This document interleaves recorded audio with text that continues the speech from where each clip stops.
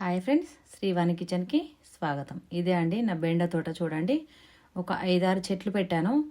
చాలా బాగా కాస్తున్నాయండి. మంచిగా దానికి నీరు అందుతున్నాయి. పొలం పక్కనే ఉన్నదండి. ఇప్పుడు బెండకాయలన్నీ కోసి బెండకాయ పెరుగు పచ్చడి చూపిస్తానండి. ఇక్కడైతే నేను అన్ని బెండకాయలు కట్ చేసుకుంటున్నాను. ఇంకా ముదిరినవి పెద్దవి కూడా ఉన్నాయండి. అవి విత్తనానికి ఉంచేసామండి. ఇప్పుడు కొన్ని కట్ చేశాను. ఇందులో కట్ చేసి ఎన్నైతే సరిపోతాయో అన్ని కట్ చేసుకున్నానండి. ఇప్పుడు వాటిని ఎల్లిపాయ ఒక గడ్డ అండి ఇలా తీసుకొని పెట్టుకున్నాను, కరివేపాకు, అలాగే బెండకాయలు ఈ విధంగా కట్ చేసుకొని స్టవ్ వెలిగించుకొని ఒక గిన్నెను పెట్టుకొని దాంట్లో నువ్వుల నూనె వాడుతున్నానండి. పెరుగులోకి నువ్వుల నూనె చాలా బాగుంటుంది. నువ్వుల నూనె వేసుకొని దాంట్లో కొన్ని ఆవాలు, కరివేపాకు వేస్తే సరిపోతుందండి. ఉల్లిగడ్డ పచ్చిమిరపకాయలు వేయాల్సిన అవసరం లేదు. కరివేపాకు ఇలా వేసుకొని కొంచెం వేగిన తర్వాత బెండకాయలు వేసుకోవాలండి. ఇలా బెండకాయలన్నీ వేసుకొని వేయించుకోవాలి. అప్పటికప్పుడు కోసి వండుకున్న కూర చాలా బాగుంటుందండి. నేనైతే చాలాసార్లు బెండకాయ పులుసు ఫ్రై చేశానండి. ఈరోజు పెరుగు పచ్చడి చేస్తున్నాను. కొంచెం వెరైటీగా ఉంటుందని మీకు వీడియో చూపిస్తున్నానండి. తర్వాత ఈ ఎల్లిగడ్డలు తీసుకొని పెట్టుకున్నామండి పక్కకు. ఆ ఎల్లిగడ్డలో కొంచెం ఉప్పు వేసుకొని కొంచెం జీలకర్ర వేసుకొని దంచుకోవాలండి.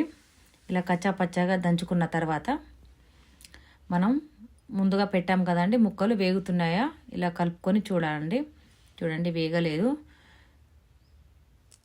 దాంట్లో కొంచెం ఉప్పు వేసుకొని ఇలా కలుపుకోవాలి. ఇలా కలిపిన తర్వాత ఉప్పు వేస్తే కొద్దిగా మెత్తగా అవుతాయండి అవి ముక్కలు.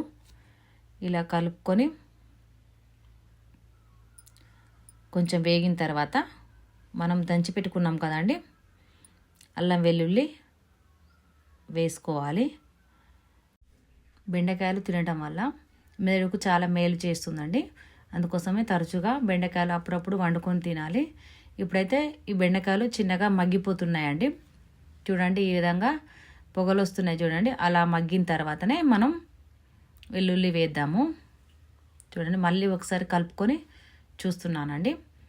ఇలా వేగాలి. సన్నని మంట మీద పెట్టుకుంటే మాత్రమే అది వేగుతుందండి. ఇలా వేగిన తర్వాత దాంట్లోకి ఇంతకుముందు దంచి పెట్టుకున్న అల్లం వెల్లుల్లి పేస్ట్ వేస్తున్నాను. చూడండి, ఇలా మొత్తాన్ని వేసుకోవాలి. వేసుకొని కలుపుకోవాలి. ఇలా కలుపుకొని అలా కలుపుకున్న తర్వాత మనం ఇందులోకి ఏవైతే పడతాయో అన్ని మసాలాలు వేసుకోవాలండి. ముందుగా పసుపు కూడా కొంచెం వేసుకొని తర్వాత కారం, ఇక్కడ నేను 2 స్పూన్లు వేస్తున్నానండి కారం వేసుకొని తర్వాత ధనియాల పొడి,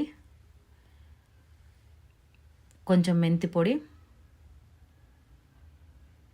ఇవన్నీ వేసుకొని కలుపుకొని చిన్నగా వేయించుకోవాలండి, లేకుంటే అడుగంటుకుంటుంది. తర్వాత ఒక గిన్నెడు పెరుగు వేస్తున్నానండి. నేను ఇక్కడ ఇంట్లో తోడు పెట్టిందే ఒక పెద్ద సైజు గిన్నె తీసుకున్నానండి. ఆ పెరుగును వేసుకొని ఇలా కలుపుకుంటే చూడండి, ఇలా ఈ విధంగా కలుపుకోవాలి. ఇలా కలుపుకొని దీంట్లోకి బాగా ఉడకాల్సిన అవసరం లేదండి.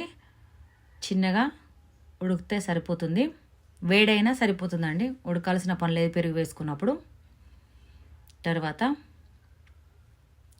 మనం దీంట్లోకి కొత్తిమీర వేసుకుంటే పెరుగు పచ్చడి రెడీ అయిపోతుందండి.